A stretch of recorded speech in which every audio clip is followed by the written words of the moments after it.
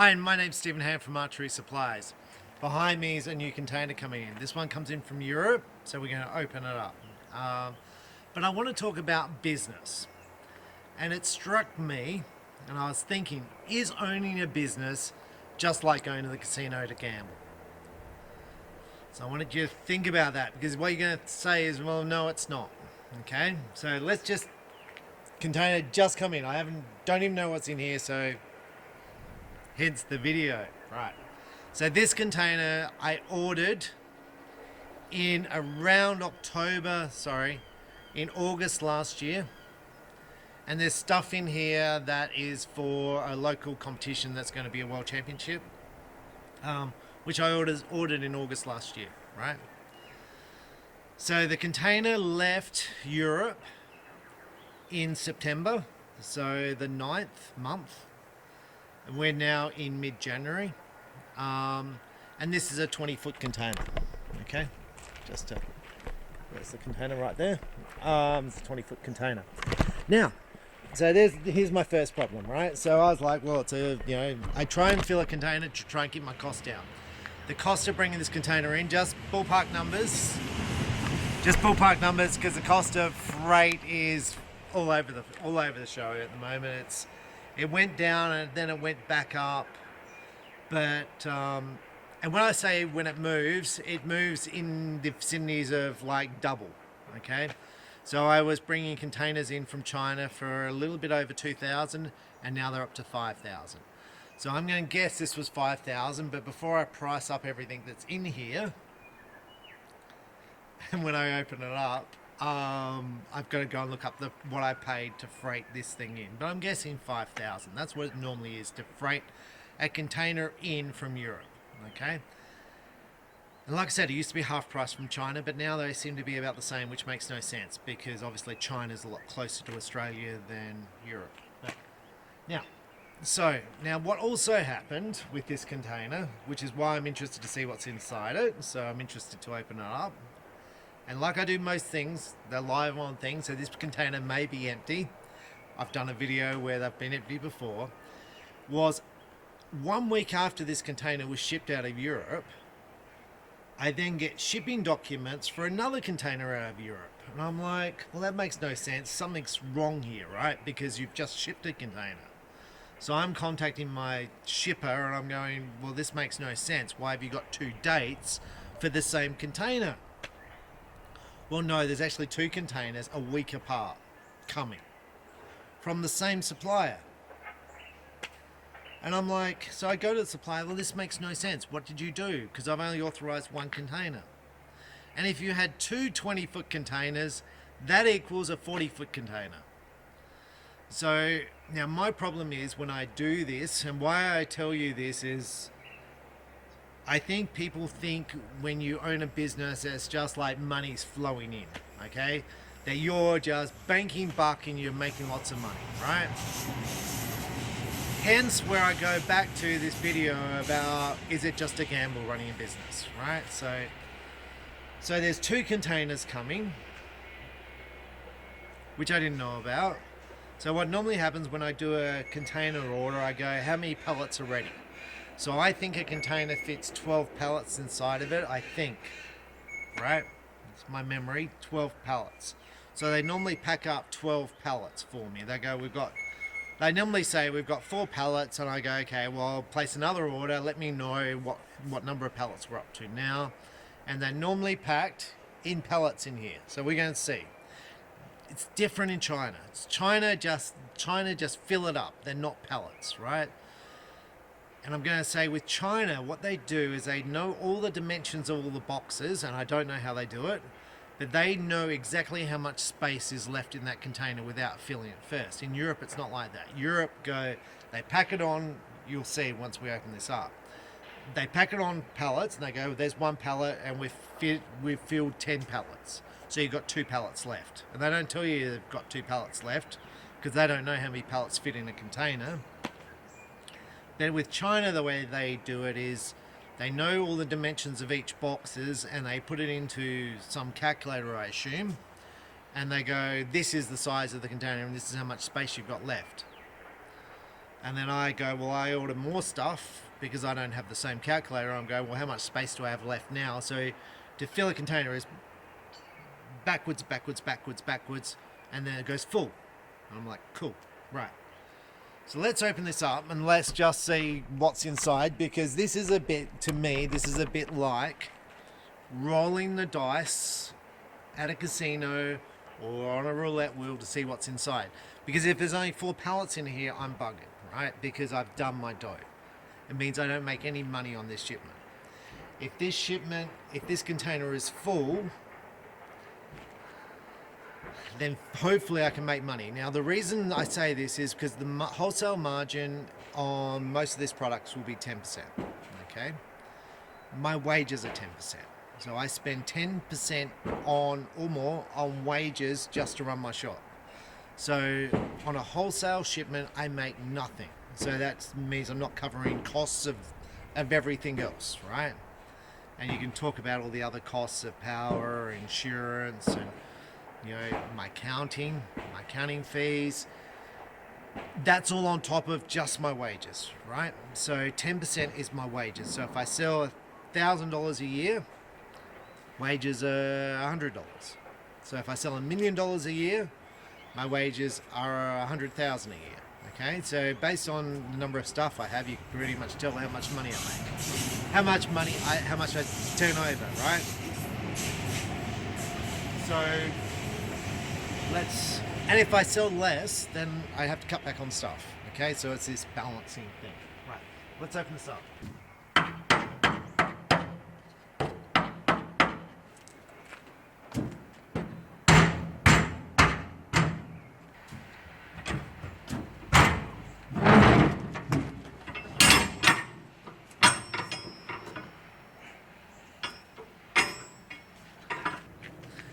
Okay, so container is open, right? So you can see it's literally packed. So this should be full. There should be pallets all the way back. And I'll just show you there is. So this makes me very, very happy.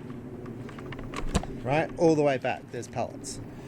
Right, so I'm going to say, so the supplier shrink wrap, so they put everything on a pallet, they shrink wrap, and they just leave it there, and they get another one, they fill it up. So obviously what would have happened, why I've got 2 containers coming, is when I order stuff, even though it's an online system with stock numbers, often the stock numbers are not correct, okay? For a whole number of reasons, right? Because they say they've got it, but then someone else comes in, they grab what I've already ordered, okay? That's what would be happening. So I would order 10 of something. So it's like I've ordered it, but I haven't taken it, and then they'd sell it to someone else because it's still there on the shelf. That's what would happen. So what would happen, I would order a whole bunch of stuff, and they wouldn't have it, so hence, even though the system says it has it, so hence they fill it up and I don't have space, but then the stock comes in, so then I've got more stuff that I've ordered, which didn't fit on this. So that's why I would have a second container coming, because it's all back order stuff, which I don't tend to back order because it makes it too hard to manage and do stuff. So this is this container. This should be okay. I don't know what's in here, but let's just continue this concept of whether it's a gamble or not. Now, with something as simple as arrow shafts, I have winners and losers here, right? Victory, this is all victory here. That was a good thing for me, right? But even inside the victory lineup, I have losers. So I have shafts that don't sell, okay? Now down the bottom line is gold tip. Now I have winners and losers in gold tip. I have gold tip items I buy and they don't sell. So it's like, I can't even give them away, right? So you have products that just don't move. So when you buy something, there's a risk that it will sell and there's a risk it won't sell. And if it doesn't sell, then you've got to clear it, okay? But we're just going to continue down this whole lineup. Eastern is a bit of a funny one, right? For me, I don't know about the shops in America. Eastern's funny because there's no margin in Eastern, right? So for me, it's like, do you know what I mean? Like you go X10s here and there's not even 10% margin in them. It's like, it's just rubbish. And they're a $700 arrow, and I can count how many X10s I've got here. Well, I can't. 2, 4, 6, 8, 10, 12, 20, and there's, let's say, $700 each, which they are $700, $750 each. 14 grand worth of X10s, and you not even 10%. Right, and then the other problem you have is all this stuff here. Something's happened with all this stuff. So someone has, there's one arrow short. Someone would have sold one arrow, or one arrow might have been, one person might have complained about one arrow. And you've got a whole bunch of stuff like that my stuff don't know what to do with. And you're just going to have to clear it as like a clearance and just basically burn money. Now then I have products like this here. This is Pandarus. I'm not saying what's good or what's bad, I'm just rolling around. Pandarus was a thing for me. I was like, am I going to take a risk with Pandarus? It's a new arrow. And when I originally did this, when I originally saw Pandarus, I got slammed on the forums by archers going, oh, another cheap Chinese arrow, oh, be crap, blah, blah, blah, blah. I'd never shoot that shit, right? Got it from especially from pro shooters. And when I say pro shooters, people who are sponsored by other shops. I got hammered by them, and I was like, well, maybe it'll work. This was fantastic. Like, I would say at least 80% of the state now is shooting Pandarus. Australia-wide on target archers, if you shoot on a target, it's very unusual if there's Pandarus arrows not being shot. They are just so price competitive that they just blow away their competitors, right? So your equivalent X10 is 750. Your Pandarus with the points, I think, is 350. So that's comparing. It's not comparing 350 to 700. It's comparing 750 plus points, which are around $50. So that's $800 plus pins, which would be another $830 to $350. You choose $350 or $830. And then the question is, are you good enough to see the difference? Or is there a difference between an X10 and a Pandarus? I don't know. I've never seen it, but anyway, I have got people to test them. And look, I will say that one of the top shooters in Australia shot the Pandarus arrow, and his top score, he shot them for about a week. So his top score out of 720, I think, was 709. And his top score since with an X10 has been 711. But it all depends on the day, and it all depends on the thing. Like, my scores fluctuate by fast more than that. Like the other day I shot a 286 indoor, and then like last night I shot a 265. I vary that much, right? So my variation is this much because it's in me, not the gear. So, but with Pandarus I had a big win, right? So with everything you import, there are risks, right? And while we go through this, these stands here, these metal stands, the first ones were rubbish. Absolutely rubbish. I sold them all, and I told people they were rubbish, and people still wanted them because they were cheap, and they wanted a stand to put a target on. These new ones, I said to the Chinese supplier, I said they were rubbish and they need to be adjusted. They adjusted them, and these ones are really, really good. This will be a winner, but I didn't know they adjusted them. I didn't know they made the changes. They're really, really good. The foam targets. Sometimes you have winners, sometimes you have losers. This was a loser. This is an 11 target. Without the core, I'm losing money on these, right? Now, it's not that 11 is not good. I'm not having to go at 11. Because the 11 with the replaceable cores sells really, really good. It's just those ones didn't. I didn't know which one was going to sell and which one was going to sell. So like the 11s, I'm not going to say like this one's the 9 core. That one doesn't really sell, but the one with the single core, that sells, right? So with everything in the shop, you have stuff you make money on and stuff you lose money on. With these bows, these are just bows on the wall here. My Bow Revolution. My bow is a really, really good bow, a really good bow. But for me, I can't sell them. There are people in my state who shoot this bow. They just don't buy them from me. And you're going to say, why don't they buy them from you? Because they get them from my bow because they're sponsored. Right? But in my state, there's one person. There might be 2 of these bows shot in the state, right? Very good bow, good price, just didn't sell. The toe point, that sells okay, but it's the target bow. The PSCs below, well, that took a hammer, which we've discussed about before. The Hoyt Invicta, oh, that was a bad one. The Supra, the Revolution up here, I lost money on. That was a really bad one. So when I ordered those, they took months to come in, and by the time they came in, they'd been superseded by a new model.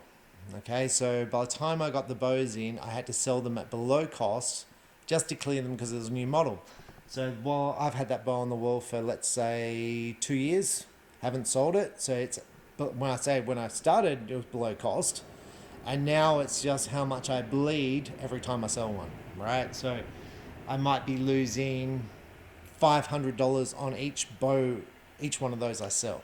It's not that Bowtech is not a good bow. It's a very good bow. It's a very, very good bow. It's just people want the new model, or they want the latest model of a new brand, right? So as I go down here, these bows, so here there's Gearhead. Now Gearhead's an interesting product. It's got a little following, but not a big enough following, right? So it's not a bad product, but it just didn't grab. So that was, I didn't make any money with Gearhead. This is generally toe point, and toe point's okay. I've got some. Sanlita was okay. Sanlita, I brought in the Target bows. Sanlita's here, the Hero X10. Interesting bow. It sells for about $1,000. Shoots similar to a Hoyt. I haven't got a Hoyt, but it's similar, right? $1,000, and your Hoyt's going to cost you $2,500. So there's a reason why people buy that bow. That sold okay. So when I go, did that work or that didn't? That sold okay. But you don't make much money. I've got to sell like 10 of those bows to cover the one bow I have in stock.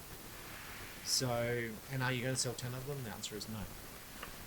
Down here, the Dartons were interesting. So we had a Darton the other day because people were asking for it, and they sold before they actually came in, before I even had them advertised. That was crazy, right? But it's because people wanted them, and then when I got them in, they just brought them before I advertised them. It was crazy. It was like they came into the store, I didn't even advertise, didn't even tell anyone, and the people went, oh, Darton, I want one of those, and they just brought them. It was crazy. But since then I haven't moved any, but like I'm happy to have that. But Bowtech was a bit of a mixed bag. Some of them sold and some of them didn't sell. So that was a mixed bag. Now I've got a whole bunch of toe point here. Now this was interesting. So the toe point T1s, I'm not going to go through the whole shop, but give you a concept. Toe point T1s is a huge selling bow for me. I sell heaps and heaps of them. They're a budget,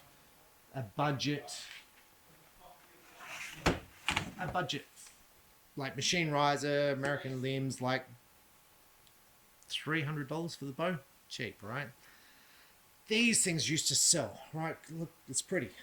And then Toe Point produced a new bow with cast riser, even cheaper, and that took over the sales of this. So this still sells, but the sales on the beginner stuff got taken over by an even cheaper bow, right? Which isn't as good as this bow. Like, instead of the modules being metal, they're now plastic. Instead of the riser being machine, it's cast, but it's $200 cheaper, and people are like, oh, I can save $200. But I don't know if it's going to work until you get it in, okay? You never know if something's going to win or lose until you get it in and see whether customers grab it. Now, right down the very end, I've got Obsession. That was a complete fail. That was $100,000 I spent on Obsessions. And the day the shipment came in, which I've already done a video on, Obsession go, oh, we want to supply another dealer. And I was like, I just spent $100,000. And they're like, oh, well, we want to supply someone else. And I was like, well, that was a waste of $100,000.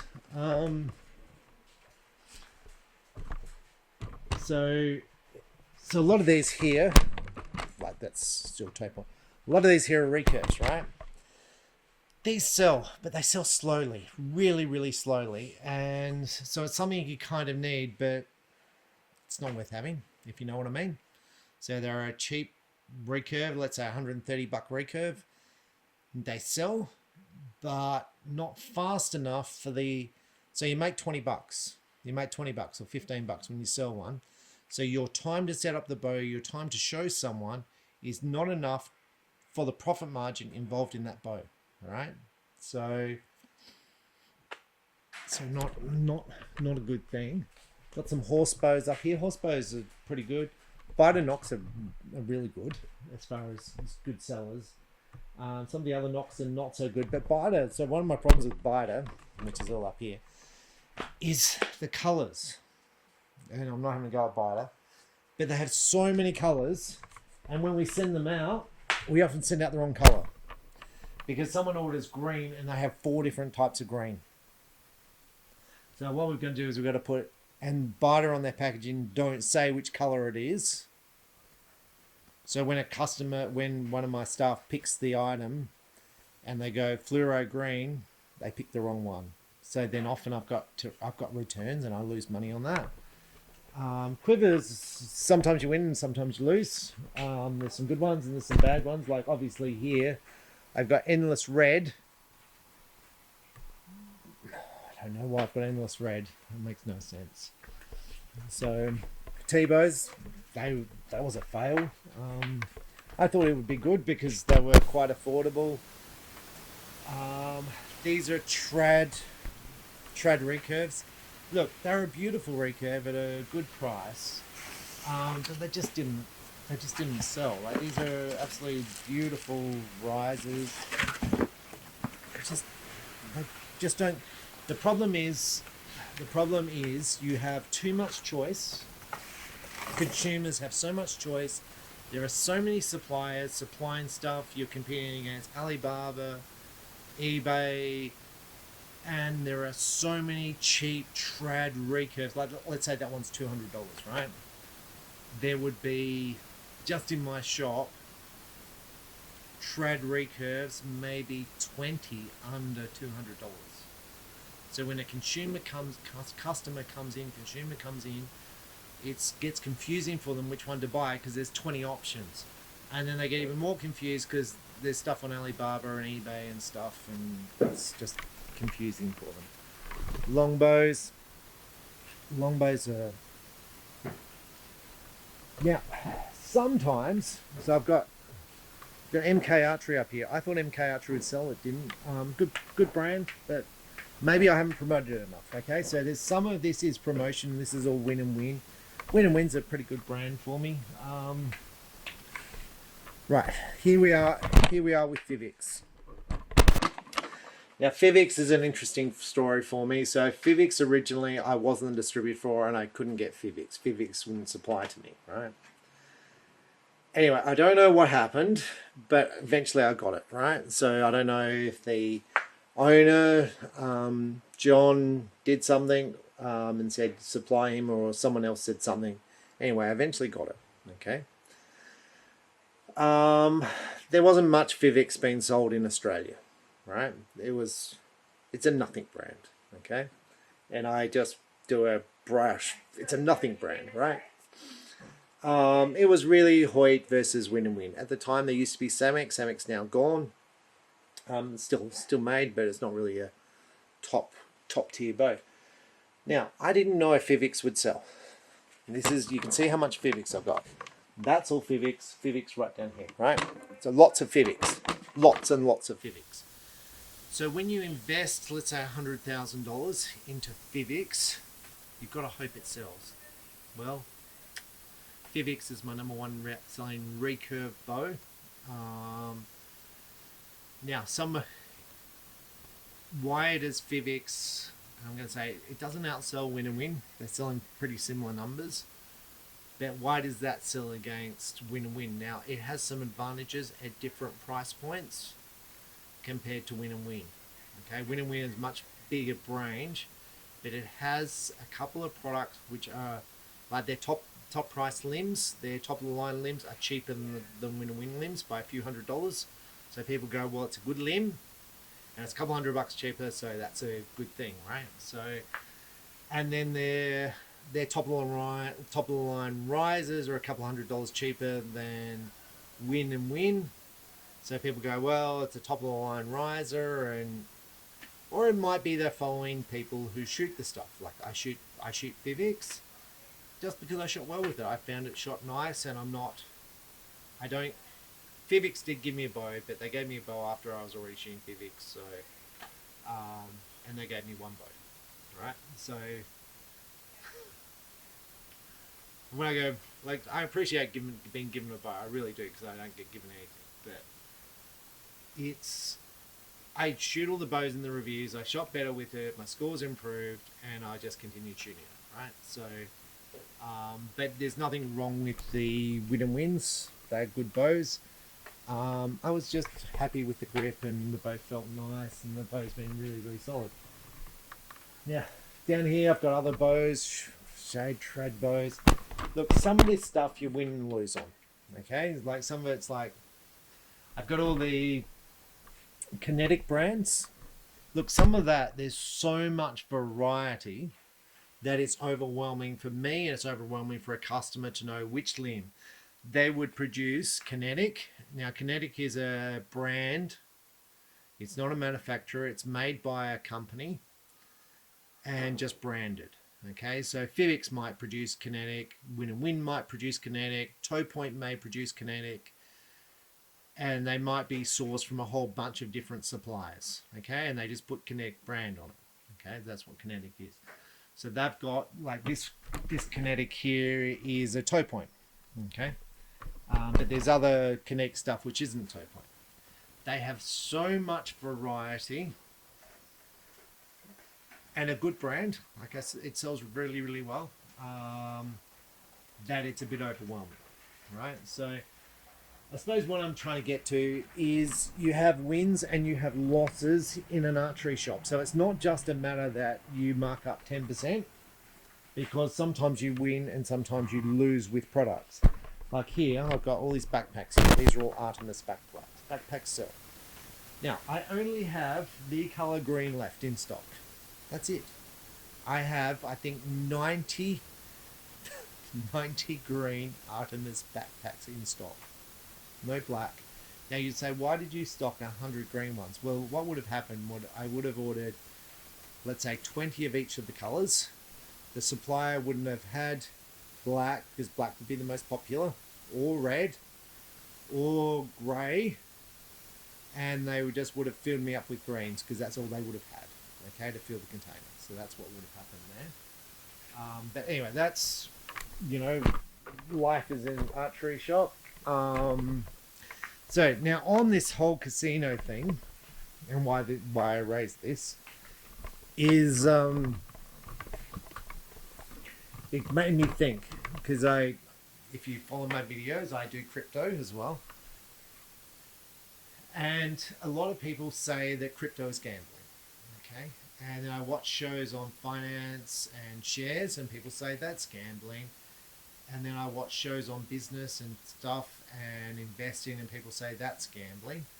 And what you'll see is men are more likely to gamble, to take a risk, than women. Okay, it's a psychological thing. There's a whole bunch of studies done on it, and that's been on stuff. This is stuff I watch while I shoot. Most archery shops are owned by men. Like, you try and find, and there will be shops owned by women, archery shops owned by women, but the vast majority are owned by men. And there'll be a couple of reasons for that. The couple of reasons will be, you're more happy to take the risk. Men associate success with wealth, where no guy's going to marry a woman because she's got money, well, unless you're Madonna, or Cher. But generally, guys associate success with wealth, so they're trying to create wealth. Now, there's a whole new thing about whether that's why I do this, because I clearly don't do it for that reason. But up there is tag, archery tag, complete fail. Whether I haven't marketed it correctly or not, haven't sold any of it. Completely, like, I don't know what I'm going to do with it. I got it in because I thought archery tag where you shoot at each other would be a thing. Haven't sold a single unit. Just complete rubbish. So anyway, I'm just like, when you're going down the line of setting up a shop, these bows, I thought these would sell, right?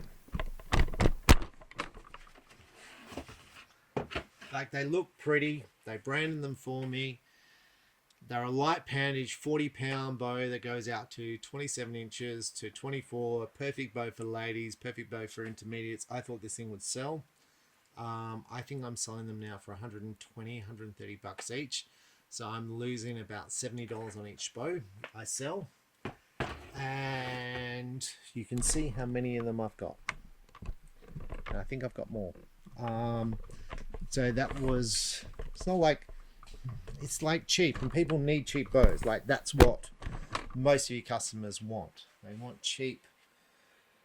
They're getting started and they want stuff cheap, but for some reason that didn't, and I can tell you the reasons why it didn't go, but we just passed KSL veins, Jet 6 veins. Jet 6 is really interesting. So just go back down here so you know what a Jet 6 is. Jet 6 is why this one's interesting.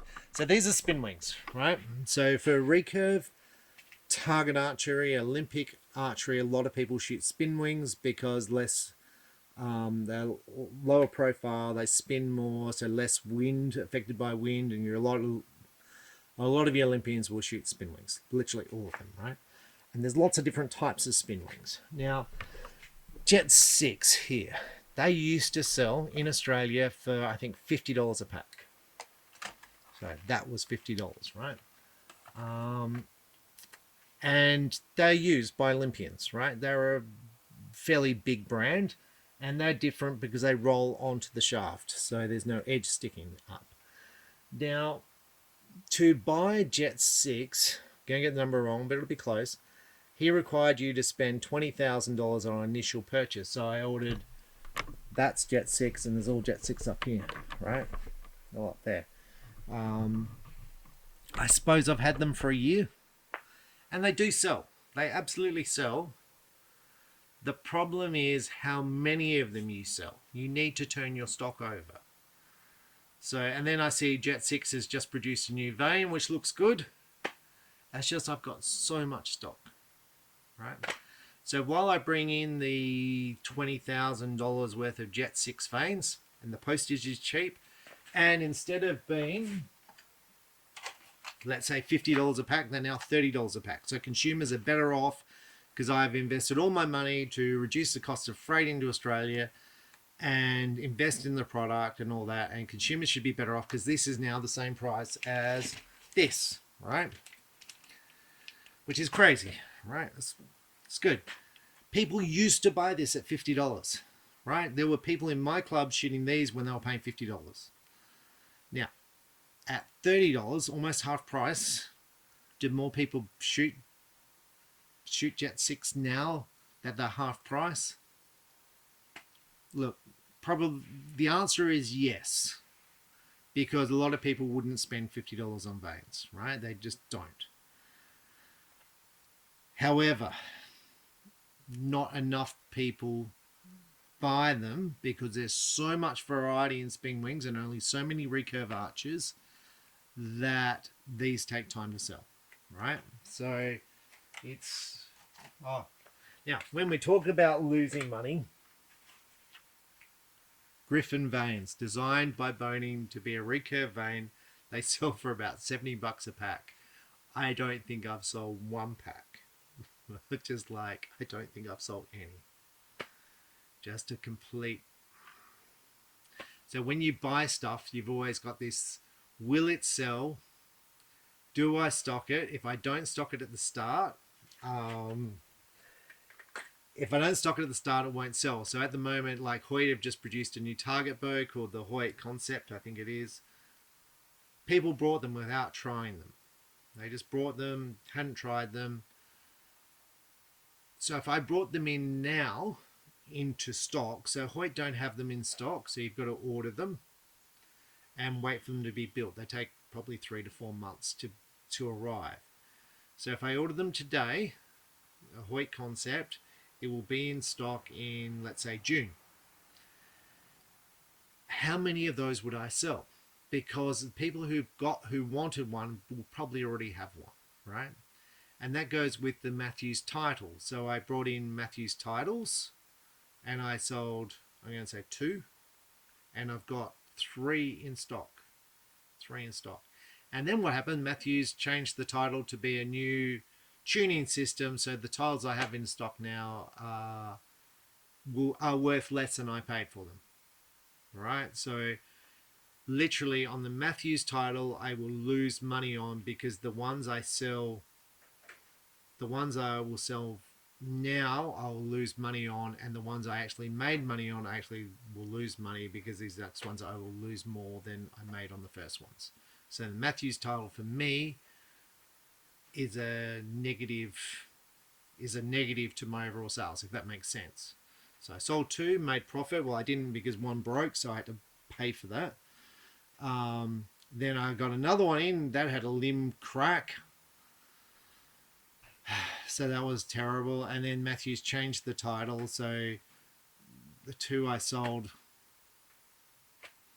and then the other 3 I've got in stock, I haven't sold yet, so I'll have to sell those at below cost. So that will just be, yeah. So I suppose I will probably lose $500 on each title. So summary at the end of the day. Let's say I sell $5 million a year. If you could make 10%, that would be $500,000. Just ballpark numbers.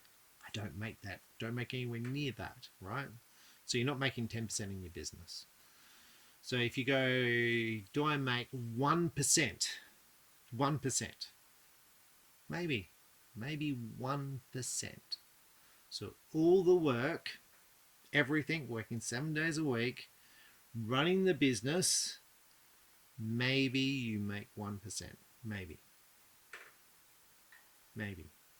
And I say that is because I have all these bows that I can't sell. These bows all here are 5 or 6 years old, maybe 8 years old, right? So all this stock, and let's say I value them at $100 now, which I paid, let's say, $200 for, and I value them now at $100. I might not be able to get rid of them at $100, right? So this is why I say, go back to the start, is running a business just like gambling and investing? And I'm going to say, the more I look at it, I see all these big businesses going out of business. There's big chains recently just go out of business, and I'm like, I think it's that hard right now. The regulations to run a business make it hard. The costs going up make it hard, and the competition is harder than it's ever been, because you're now competing with eBay, Alibaba, you're competing with every shop around the world for that one sale. Where before, back in my days when I started, in my dad's days, you had a local shop, and that's where people would come. You didn't know about other shops around the world because you just didn't know about them. There was no internet. You just went to your local shop, which you went in the yellow pages for, and you walked in there and they had 2 bows in stock, and you chose one of those bows which didn't suit you and they didn't set it up for you. And you walked out and you couldn't shoot. That's the way it used to be. Now it's very, very different. Anyway, I'll leave you with that. Thanks for watching. Bye.